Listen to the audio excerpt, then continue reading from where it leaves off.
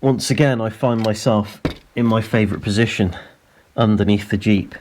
This is not my favourite position, but it seems to be where I spend a lot of time, obviously, given I bought a Jeep. But I got a tip on Instagram from a guy called John Oak. And John, if you're watching, thanks very much for the tip. Well, I shouldn't thank you yet because I haven't done it yet, but then I have, because this is actually the past if you're watching it.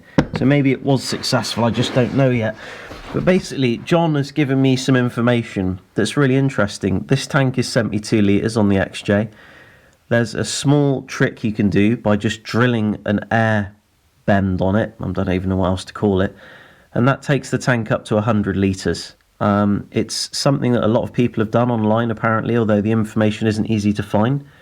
He sent me some videos, as well as this video about drilling this tank. So let's see how it goes. Before dropping the tank, obviously you've got to make sure this connector is disconnected. You've also got the fuel in and the fuel return line. Pretty simple to disconnect. You just pinch basically this here and pull it out.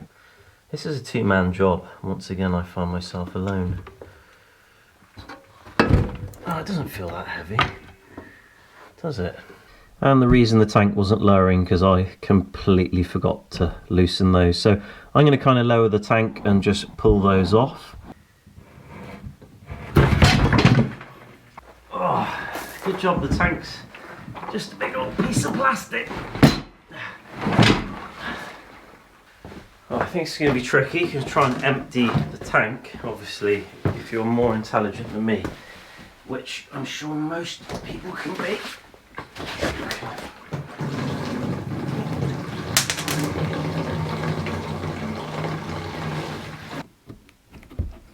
There we go. Just a little bit of crap, basically. I'm going to give all this a clean. Guess this thing can come off as well somehow. But I might just unscrew the whole thing first. Wow, that was a bit easier than I thought it would be. And I imagine the tank is now going to need a pretty good clean. It'll be interesting to look inside it. Let's hope I don't see my future. Oh yeah, there's some crap in there, alright. Oh, it needs cleaning out.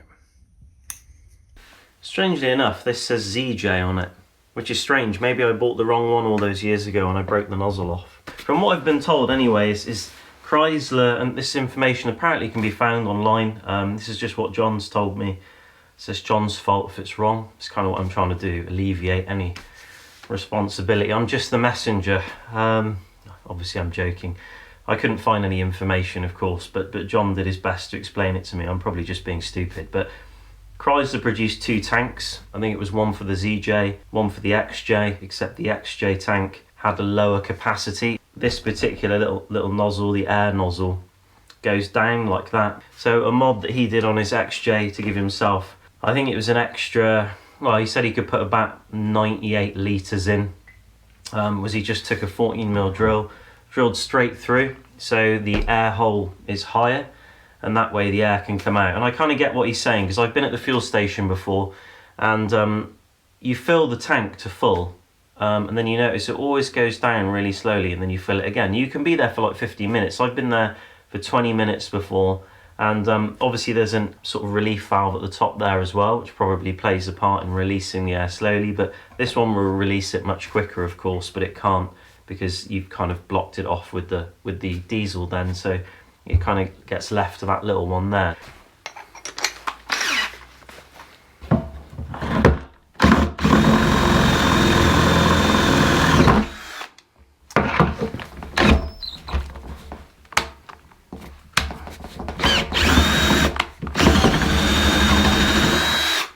Okay. Change up to the 15 again.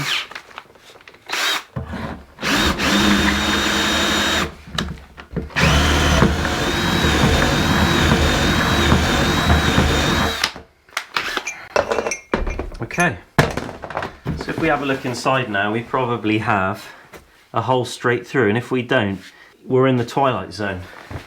That should mean that we can fill the tank up now to around about 100 litres. I guess that's great because it means a longer range, less filling up, and you know, you just spend more when you fill it up, but you know, you're carrying extra fuel. But before I get this tank assembled together, I'm actually filming another video at the moment where I'm putting in a diesel heater. So I've got to get this drilled. I'm going to be fitting a pickup pipe for the diesel heater, having like an auxiliary line going up to it on the back of the tyre carrier, so I can heat the roof tent and the awning room up while I'm going to be doing winter camping, because it's the turn of the season. Summer's over, autumn is kind of in swing, temps are dropping. You know, I want to kind of do all this stuff before the winter comes, so I'm not stuck in the garage in winter cold, and I can actually use the Jeep this winter, unlike last year where I was just working on it flat out. So that would be cool to do as well. But I'm going to get this reassembled in this video. I'm going to drive to the fuel station, I'm going to test it out.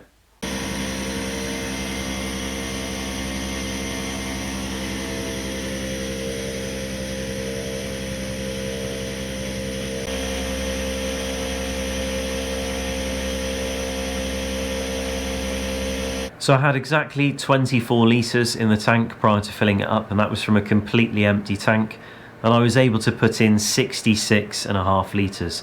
I'm going to knock off the half litre because I had to rock the vehicle to get that extra half litre in, but from normal fill up it went up to 66 litres. So I guess that takes us to a grand total of 90 litres approximately.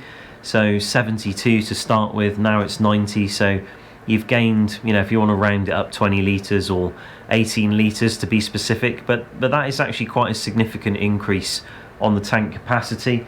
So I think it is a mod well worth doing, because basically, you know, an extra 20 litres on board, that's quite a lot of range really, and I mean, you know, when you carry a spare fuel can, normally it's a 20 litre jerry can, so to have that already in the tank just saves room in the vehicle if you're carrying extra fuel. I haven't got any leaks either, and that's kind of an important thing to mention. If you are going to do this, you do have to make sure the hose clamps are on good, you know, nothing's kind of looking dodgy. You know, that cap with the fuel level sender has got to be on nice and tight, and the seal's got to be intact, because there's not a lot of headroom in the tank if you do this mod. So you know, it's something you have to bear in mind. But while I've been in the workshop this week, I've been building a few other things. I've actually made some boomerang shackles to just correct that old rough country shackle making contact with the frame. Basically, I ended up taking out the shackle relocation brackets to lower the vehicle back to 6.5 inches, and the shackles were just slamming the back of the frame all the time. I think they were making contact permanently, so I just modified them a little bit, and that's given the shackle a lot more room to move. I've also repaired the front drive shaft. That double cardian shaft has been making a ton of noise, and you know, just got that back in. It's completely reassembled. I'm really disappointed about that.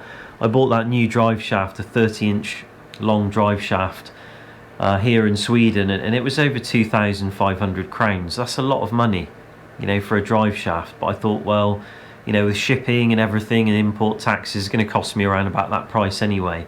But I really should have ordered from the US and just got a genuine Spicer shaft. But this one here, I had to take it apart, rip off the double cardian side of it, because it was just had so much slop in it. It wasn't the U-joint, it was the ball on the inside of the double cardian joint. It was just moving everywhere from brand new, and I had to put my old Spicer set back on and replace the needle bearings, and now it's as tight as anything, and it's not making any noise, and it's got brand new U-joints in there, Spicer U-joints in there as well, so that should help a lot. So that's all done. I'm kind of ready for the winter now. Obviously in the last video I did the diesel heater build and just waiting for the ducting to turn up, and you know, it's all good. So yeah, gonna get out, gonna do some camping. Got a couple of days in between work, so I'm just gonna get out and do a night, do some fishing just before the winter really kicks in, and I'll see you guys very soon in another video. Thanks for watching, and thanks again, John, for the tip on the fuel tank. Take care.